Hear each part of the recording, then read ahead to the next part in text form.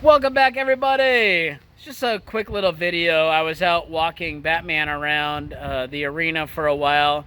He's 17 years old and he was supposed to be crippled long ago, but I keep him healthy. Normally I have to walk him for 15-20 minutes just to get his legs warmed up enough to where I can turn him loose and he can burn off energy without pulling a muscle or anything like that. So we did our little walk for 20 minutes and in the sand.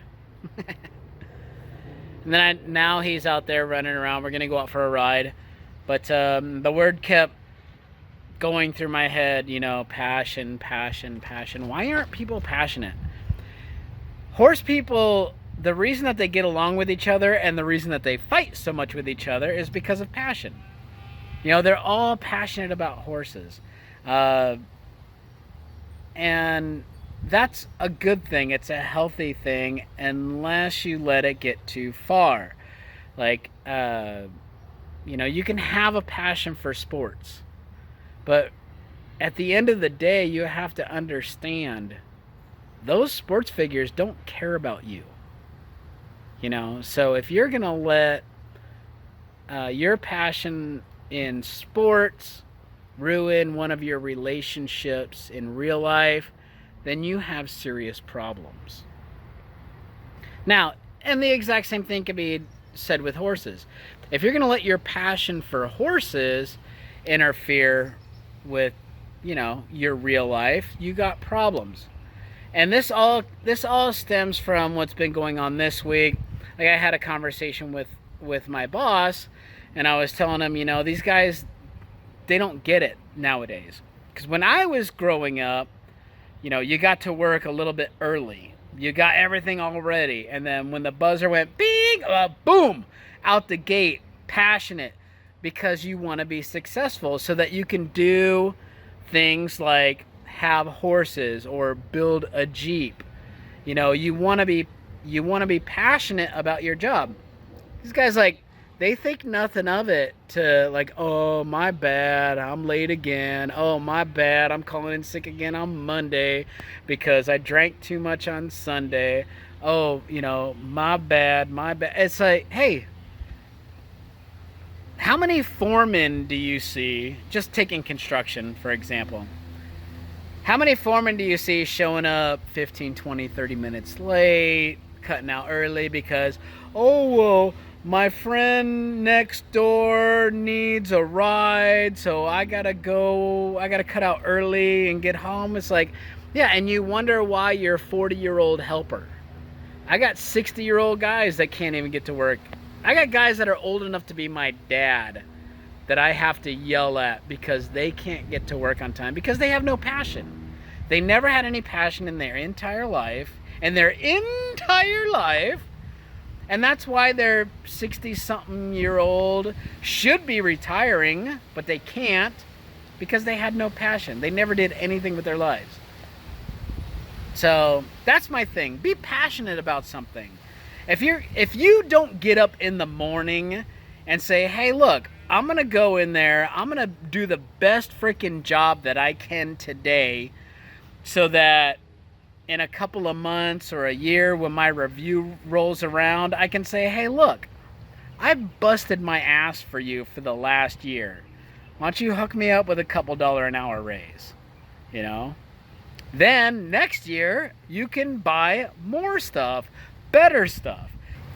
You have to set priorities and you have to have passion. Obviously, if you're not in construction, your tools are how you get ahead in life. If you have all the tools, you can do the job faster than everybody else. So that way, at the end of every day, you can go back to your foreman and say, hey, look, I got 5 rooms done. That guy got 4 rooms done. That guy got 3 rooms done. And that guy's over there with the brand new Lexus is still borrowing tools, working on his first room. So then, in a couple of years, when it comes time for, hey, you know what? This guy's been doing really good. He bangs out his stuff. He does more than everybody else. He has all the tools. He's really putting forth the effort. Never late. Doesn't call in sick on Monday. Is doing all the right things. who do you think that we should make a foreman? Do you think that it should be the guy who has to borrow the tools? Or do you think it's going to be the guy who's busting his butt every single day? So that's just my analogy from a construction standpoint. That's how I got this. I started out about 13 years ago or 14 years ago. I think we're coming up on 14 years. I quit my 6-figure sales manager job and I started construction. I started doing this HVAC for $12 an hour. And I didn't treat it like a $12 an hour job because I knew, I'm like, hey, you know what? I'm smart. I can learn this. I can be good at this. And I busted my ass every day. I acted like I was getting paid 6 figures. And I gradually rose up until they made me a foreman. And then now, you know, success. But I didn't treat it like it was a $12 an hour job. I treated it like this is a stepping stone to a 6-figure job. And, you know, with side jobs and working overtime and everything like that, there's absolutely no reason that it can't be. And sometimes it is, but sometimes the IRS watches, so we just have to say sometimes. Anyway, thank you all so much for watching. I hope that you have passion in your life, but I hope that your passion for stupid stuff like sports, you know, if you're gonna lose friends over sports, probably not a healthy thing to be passionate about. If you're gonna lose friends over your job, you know, maybe you're a little bit too passionate about it. You know, you need to be passionate. You need to be able to fulfill your goals. You need to have that passion, but you can't let the passion run your life. Like, if I have the opportunity to work on a Saturday versus helping him move out of his crazy ass wife's house because she's throwing all of his stuff off the balcony, you know, of course I'm going to choose my friend. Oh, he'll never hear the end of it. It'll be like, dude, remember that time when your crazy bitch was throwing all the shit off the balcony? I came over, I hooked you up, I got a U-Haul, we got all your stuff off the street, we got you set up. I didn't go to work that day. I didn't get to work overtime.